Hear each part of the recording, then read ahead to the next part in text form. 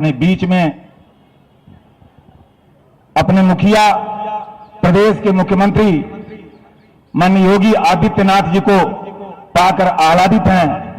हम उनका अभिनंदन करते हैं, वंदन करते हैं और सेंट्रल बार एसोसिएशन था बनारस बार एसोसिएशन उनके प्रति आभार व्यक्त करता है कि उन्होंने अपने बहुमूल्य समय में से ये समय हमको दिया। मित्रों, बताने की जरूरत नहीं है कि जब से हमारे यशस्वी मुख्यमंत्री जी उत्तर प्रदेश की बागडोर संभाले हैं, पूरे उत्तर प्रदेश में कानून का राज स्थापित हुआ है, माफिया राज, गुंडा राज का खात्मा हुआ है, कानून व्यवस्था सुदृढ़ हुई है और देश उत्तरोत्तर, प्रदेश उत्तरोत्तर प्रगति के पथ पर जा रहा है। उत्तर प्रदेश आर्थिक रूप से जो संपन्न आपके नेतृत्व में हुआ है, हम उसके लिए भी आपके आभारी हैं और यह आशा और विश्वास करते हैं कि आपके नेतृत्व में उत्तर प्रदेश नई ऊंचाइयों को छुएगा, नया प्रतिमान स्थापित करेगा। अधिवक्ता समाज आप द्वारा बनाए गए विधान को जनता तक पहुंचाने का कार्य करता है और यह अधिवक्ता समाज विधि की शक्ति है और हम बराबर आपके कंधे से कंधा मिलाकर और कानून का राज स्थापित करने के लिए आपके सहयोगी के रूप में प्रतिबद्ध हैं व रहेंगे। मित्रों, माननीय मुख्यमंत्री जी ने हम अधिवक्ताओं के लिए बहुत कुछ काम किया है उन्होंने और बहुत कुछ सोचा भी है। अधिवक्ता कल्याण की धनराशि 1.5 लाख से 5 लाख करने का काम आपने किया। हजारों अधिवक्ताओं को वह राशि मिल चुकी है। हमारा कार्पस फंड बढ़ा करके 500 करोड़ आपने किया। मृतक अधिवक्ताओं के आश्रितों को धनराशि मिल रही है और हम आशा करते हैं कि आने वाले समय में अधिवक्ताओं के कल्याण के लिए और भी योजनाएं आप लागू करेंगे।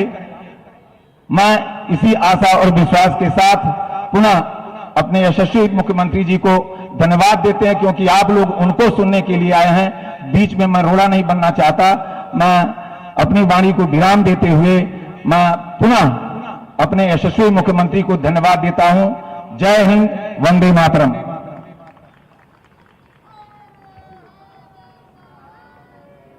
सही बात है, हमारे अध्यक्ष जी ने कहा जो कि ये उत्तर प्रदेश हमारे यशस्वी मुख्यमंत्री के हाथों में सुरक्षित है।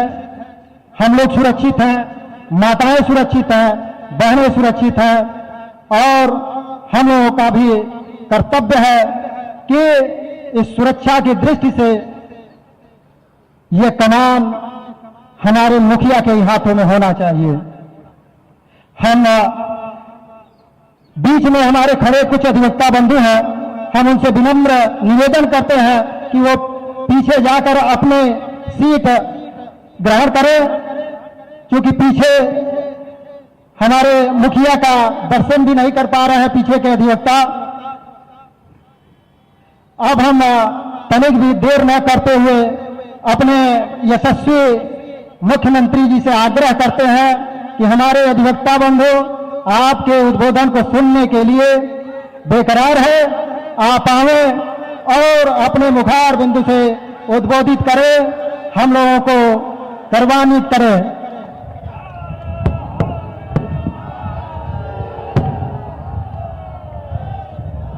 नमः पार्वती पतिये हर हर।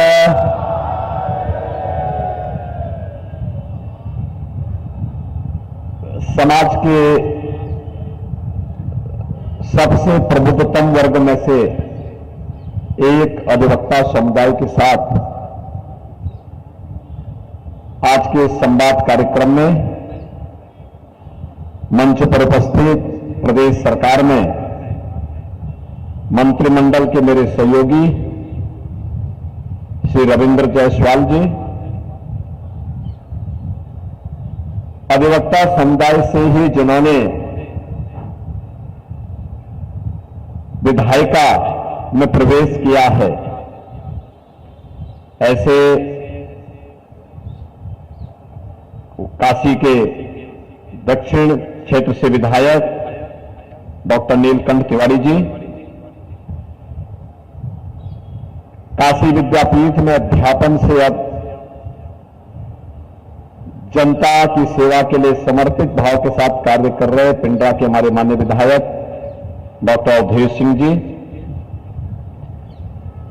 The central bar association Banaras के अध्यक्ष Shri Muralidhar Singh ji, the Banaras bar association के अध्यक्ष Shri Avdhesh Kumar Singh ji, commissionery bar association के अध्यक्ष Shri Ravishankar Tripathi ji, sale tax bar association के अध्यक्ष Shri Pramod Ram Tripathi ji, income tax bar association के अध्यक्ष श्री प्रकाश गुप्ता जी, सदस्य बार काउंसिल उत्तर प्रदेश हरिशंकर सिंह जी, सदस्य बार काउंसिल अरुण कुमार त्रिपाठी जी, सदस्य बार काउंसिल श्री विनोद कुमार पांडे जी, सदस्य बार काउंसिल प्रशांत सिंह अटल जी, मंच पर उपस्थित the central bar association Banaras के महामंत्री Shri Surendranath Pandey ji, the Banaras bar association के महामंत्री कमलेश सिंह यादव जी, और यहां पर आज के अधिवक्ता समुदाय के साथ उपस्थित यहां पर मेरे सभी अधिवक्ता बहनों और भाइयों, ये मेरा सौभाग्य है कि दुनिया की सबसे पवित्र आध्यात्मिक और सांस्कृतिक नगरी काशी के अपने अधिवक्ता समुदाय के आज के इस कार्यक्रम में यहां के सभी बार एसोसिएशन के संयुक्त प्रयास से सेंट्रल बार एसोसिएशन भी है, द बनारस बार एसोसिएशन भी है, कमिश्नरी bar association, sale tax bar association, income tax bar association, इन सबके संयुक्त प्रयासों से आज मुझे आप सबसे संवाद करने का अवसर प्राप्त हुआ है। संवाद के इस कार्यक्रम में मैं सबसे पहले आप सबको हृदय से धन्यवाद देते हुए आपका हृदय से अभिनंदन करता हूं, स्वागत करता हूं। बहनों और भाइयों, हम सब जानते हैं रूल ऑफ लॉ क्या सबसे पहली शर्त होती है, कानून का राज, सुरक्षा। इस सुशासन के लिए पहली शर्त है कि कानून का राज हो और कानून के राज के लिए सुरक्षा सबसे पहली शर्त है। और इसलिए हम एक दूसरे के पूरक हैं। अधिवक्ता समुदाय विधायिका के द्वारा बनाए गए अधिनियम को प्रभावी ढंग से उसको क्रियान्वित करने का काम करता है। और मैं बार बार इस बात को कहता हूं, जब व्यक्ति अपनों से पीड़ित होता है, अपनों से धोखा खाता है, वह भले ही अपने परिवार के सदस्य के कहने पर कहीं हस्ताक्षर न करता हो, लेकिन उसका अधिवक्ता जहां कहीं उसे हस्ताक्षर करा दे वहां हस्ताक्षर करके एक विश्वास व्यक्त करता है। आपकी ये यूनिफॉर्म उस विश्वास की प्रतीक है, आप स्वयं उस विश्वास के प्रतीक है। जब एक पीड़ित आता है और उस पीड़ित को जब आप देखते हैं तो उस पीड़ित को न्याय दिलाने की आपकी प्रतिबद्धता सचमुच अत्यंत अभिनंदनीय है, सराहनीय है। और एक गरीब से लेकर के समाज की किसी भी तबके के व्यक्ति को न्याय दिलाने के लिए आपके प्रयास जो होते हैं उसमें लाखों लोगों को एक नया जीवन उससे प्राप्त होता है। बहनों और भाइयों, जब हम लोग आज यहां पे अधिवक्ता समुदाय के साथ बैठे हुए हैं, अधिवक्ता समुदाय समाज का एक प्रबुद्ध वर्ग माना जाता है और देश की ज्वलंत समस्याओं से इस समुदाय ने कभी भी अपने आप को अलग नहीं किया। उन समस्याओं का समाधान करने के लिए, उन चुनौतियों से जूझने के लिए, उन चुनौतियों का डटकर मुकाबला करने के लिए यह समाज समुदाय हमेशा अग्रिम पंक्ति में खड़े होकर के कार्य करता रहा। याद करिए देश की आजादी की लड़ाई को, आजादी की लड़ाई के अग्रिम पंक्ति के सेनानी कौन थे? हमारा अधिवक्ता समुदाय था। उन्होंने देश में, दुनिया में अच्छी डिग्री ली, लेकिन जब लगा कि केवल अधिवक्ता का पेशा ही मेरे लिए सब कुछ नहीं हो सकता, अपनी अच्छी खासी प्रैक्टिस एक और रख करके देश की आजादी के आंदोलन में कूद पड़े थे। तब देश की आजादी कोसों दूर थी। ऐसा नहीं था कि हमारे हाथ में हो, लेकिन उन्होंने कहा नहीं, नेशन फर्स्ट, हम अपने देश के लिए लड़ेंगे, अपने देश के लिए काम करेंगे। और उनके द्वारा जो उस समय लड़ाई लड़ी गई, उसका परिणाम था कि आजादी की लड़ाई में राष्ट्रपिता महात्मा गांधी से लेकर के, सरदार पटेल से लेकर के, पंडित जवाहरलाल नेहरू से लेकर के, एक पूरी फेरत डॉक्टर राजेंद्र प्रसाद से लेकर के, बाबा साहब भीमराव अंबेडकर से लेकर, कौन ऐसा व्यक्तित्व है जो अधिवक्ता न रहा हो? सबका अपना एक अपनी छाप थी, एक अपनी पहचान थी। मोतीलाल नेहरू से लेकर के, मालवीय जी से लेकर के, चोरी चोरा की घटना में जब फांसी दी गई थी वहां के क्रांतिकारियों को, गोरखपुर के क्रांतिकारियों को, तो उनकी पैरवी करने के लिए कई घंटों तक उनकी पैरवी करने के लिए स्वयं मालवीय जी खड़े रहे और उनमें से बहुत सारे लोगों को उन्होंने फांसी के फंदे में जाने से बचाया था। बहनों और भाइयों, यह आजादी के समय के बाद और आजादी के बाद भी जब भी देश के सामने चुनौती आई, अधिवक्ता समुदाय डट करके खड़ा हुआ। और जब लोकतंत्र के इस महापर्व में हम खड़े हों, अधिवक्ता समुदाय कहां से अपने आप को पीछे कर सकता है? और यही आह्वान करने के लिए हम लोग आए हैं। काशी 10 वर्ष में आपने बदलते हुए भारत को भी देखा है, 7 वर्ष में बदलते हुए उत्तर प्रदेश को भी देखा है, और पिछले 10 वर्ष के अंदर एक बदली हुई काशी, एक भव्य और दिव्य काशी, एक नव्य काशी भी आप सब देख रहे हैं। बहनों और भाइयों, ये जो बदलाव है, इस बदलाव का नेतृत्व भले ही आपके द्वारा चुने गए प्रतिनिधि के रूप में भारत के यशस्वी प्रधानमंत्री मोदी जी कर रहे हैं, लेकिन इसका श्रेय तो आपको जाता है, काशीवासियों को जाता है। जिन काशीवासियों ने मोदी जी को अपना प्रतिनिधि चुन करके देश की संसद में भेजा, वे देश के प्रधानमंत्री बने। आज बदलाव का लाभ न केवल काशी, न केवल उत्तर प्रदेश, बल्कि पूरा देश ले रहा है, पूरी दुनिया ले रही है। कोई भी आज के दिन पर दुनिया के अंदर संकट आता है, दुनिया आशा भरी निगाहों से भारत की तरफ देखता है, मोदी जी की तरफ देखता है। आज देश की सीमाएं सुरक्षित हैं। अब वो दिन गए जब सरकारें कहती थी आतंकवाद तो सीमा पार का है। अब सीमा पार का आतंकवाद नहीं हो रहा।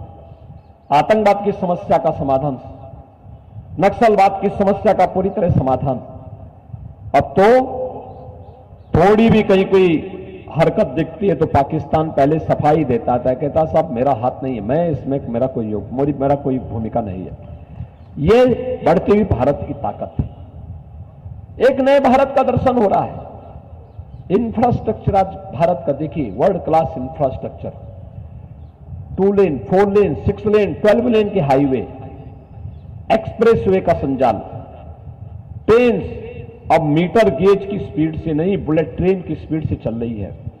नए नए उसके मॉडल आ रहे हैं, नई ब्रांड के साथ भारतीय रेल, वंदे भारत, अमृत भारत, नमो भारत के रूप में आज आप जाके देखेंगे, आपको दुनिया के बेहतरीन ट्रेन की सुविधा आज आप भारत के अंदर इन सभी में से, मोदी जी के इस नए मॉडल में से देख सकते हैं। मेट्रो की सुविधा, और काशी में तो अब देश का सबसे बड़ा रोपवे कैंट स्टेशन से लेकर के काशी विश्वनाथ धाम तक पहुंचने के लिए रोपवे का निर्माण इस वर्ष के अंत तक काशी वासियों को प्राप्त हो जाएगा। 1 लाख श्रद्धालु प्रतिदिन इस रोपवे का उपयोग करेगा। बहनों और भाइयों, काशी की सड़कें, काशी को जोड़ने वाले सभी सड़कें, काशी में गलियों के अंदर हुआ विकास, झूलते हुए तारों से मिली मुक्ति, काशी के घाट, काशी में गंगा जी की अविरलता और निर्मलता, और काशी से आज न केवल सड़क परिवहन और रेलवे का बल्कि इंटरनेशनल एयरपोर्ट की जो सुविधा मिली है और वाटरवे के रूप में काशी का हल्दिया के साथ जुड़ जाना, यह अपने आप में एक ऐसी सौगात है जो दिखाता है कि हर प्रकार की कनेक्टिविटी का केंद्र काशी बना है। आज काशी में क्या नहीं है? आज काशी में काशी विश्वनाथ धाम आप देख सकते हैं। जिस काशी विश्वनाथ, भगवान काशी विश्वनाथ के मंदिर में पहले 50 श्रद्धालु एक साथ आ जाता था, सोचना पड़ता था कैसे होगा। आज 50,000 श्रद्धालु भी एक साथ आ जाए तो काशी विश्वनाथ मंदिर में दर्शन करने में कोई दुविधा नहीं। 8-8 लाख 10-10 लाख श्रद्धालु एक दिन में दर्शन कर लेते हैं। नाम काशी का होता है, काशी की पहचान होती है, दुनिया काशी की तरफ आकर्षित होती है, और जब आकर्षित होती है तो यहां का व्यवसाय भी फलता फूलता है। होटल व्यवसाय, रेस्टोरेंट का, टैक्सी का, नावों का, दुकानों का, प्रसाद का, हर एक तबके का। और फिर काशी के बारे में जो लोगों की धारणा थी, आज उस धारणा को बदल करके एक नव्य और दिव्य काशी में कोई आता है, अभिभूत होकर के जाता है, अभिभूत होकर के जाता है। हमारा भी तो कोई अधिकार है काशी के लिए, हमारा भी तो कोई दायित्व है काशी के लिए, और बाबा विश्वनाथ की इस पावन धरा के लिए हम कुछ कर सके, इससे बढ़कर के और क्या हो सकता है। और आज वह कार्य यहां पे हो रहा है। याद करिए 2014 के पहले, 2017 के पहले काशी में क्या स्थिति थी? रंगदारी आम बात थी, माफिया हावी थे, हर कार्य में माफिया का हस्तक्षेप होता था, अराजकता चरम पर थी। कौन नहीं जानता है, यहीं के एक व्यवसायी नंदकिशोर रोंगटा का अपहरण होता है, फिरौती ली जाती है, मार करके फेंक दिया जाता है। माफिया राज था पूरे प्रदेश में, देश के अंदर आतंकवाद और नक्सलवाद हावी था। नक्सलवाद और आतंकवाद के सामने देश की सरकार और माफिया के सामने प्रदेश की सरकारें घुटना टेक चुकी थी। आज आप देख रहे होंगे नए भारत और नए उत्तर प्रदेश को, ये जो परिवर्तन हुआ है, इस परिवर्तन के वाहक आप हैं, क्योंकि आपने मोदी जी को समर्थन दिया, आपने बीजेपी को समर्थन दिया, इसलिए इस परिवर्तन को करने में सफलता प्राप्त हुई, और आज उसका परिणाम हमको दिखाई देता है। काशी तो हमारी आध्यात्मिक और सांस्कृतिक नगरी है, लेकिन मुझे उन नगरों में जाने का, उन क्षेत्रों में जाने का अवसर प्राप्त होता है जहां पर पहले भय और दहशत हुआ करता था। भय और दहशत हुआ करता था हर एक तबके के लिए। बेटी स्कूल नहीं जा सकती थी, व्यापारी व्यापार नहीं कर सकता था, अगर कोई व्यक्ति घर के बाहर गया है तो भय और दहशत, परिवार के लोग इसमें रहते, पता नहीं क्या कब कौन सी घटना की समाचार आ जाए। बहनों और भाइयों, आज कम से कम हम कह सकते हैं कि रात चलते हुए राहगीर को कोई छेड़ नहीं सकता, बेटी को कोई छेड़ नहीं सकता, व्यापारी के व्यापार में कोई हस्तक्षेप नहीं कर सकता, उससे कोई रंगदारी वसूली नहीं कर सकता है। ये परिवर्तन आपकी ताकत से आज प्रदेश में भी और देश में भी देखने को मिल रहा है, और इसीलिए मैं आपसे अपील करने के लिए आया हूं। सरकार ने जो कुछ देने का प्रयास किया, ये हमारा दायित्व है, ये कोई खैरात नहीं है, ये हमारा दायित्व, हमारी ड्यूटी है, और हम लोगों ने हमेशा इस बात को ध्यान में रखा है। मैं इस बात को मानता हूं, हमेशा हम लोग इस बात को मानते हैं, भारतीय जनता पार्टी इस बात को मानती है कि समाज के हर एक तबके का संरक्षण करना, उसको आगे बढ़ाने का काम करना हमारा दायित्व बनता है। हमने देखा है, हमें भी जब कहीं न्याय के लिए जाना होता था, अधिवक्ता समुदाय के पास से हम लोग जाकर के वहां हमारी लड़ाई में हमेशा खड़े रहते थे, हर लड़ाई में खड़े रहते थे। और इसीलिए मैं जब जाता था, देखता था, उनके चेंबर को देखता था, मुझे लगता था, मैं देखता था कि भाई यह व्यक्ति दूसरों के लिए लड़ रहा है, लेकिन जब इसके चेंबर में हम लोग जाते हैं तो कितनी सुविधा के अभाव में व्यक्ति काम करता है। सर्दी, गर्मी, बरसात कुछ भी हो, उनके चेंबर में जाओ तो दिन में ही हमें सूरज और चांद तारे दिखाई देते थे। पूरा टूटा हुआ चेंबर, और व्यक्ति तब भी काम कर रहा है, गर्मी की परवाह नहीं कर रहा, बरसात की परवाह नहीं कर रहा, शीतलहरी की परवाह नहीं कर रहा है। हमने कहा भी देखो, अगर भवन बनना है कोर्ट का, तो अधिवक्ताओं के चेंबर को भी उसके साथ जोड़ो बनाने के लिए। हम बार और बेंच को अलग अलग करके क्यों देखते हैं?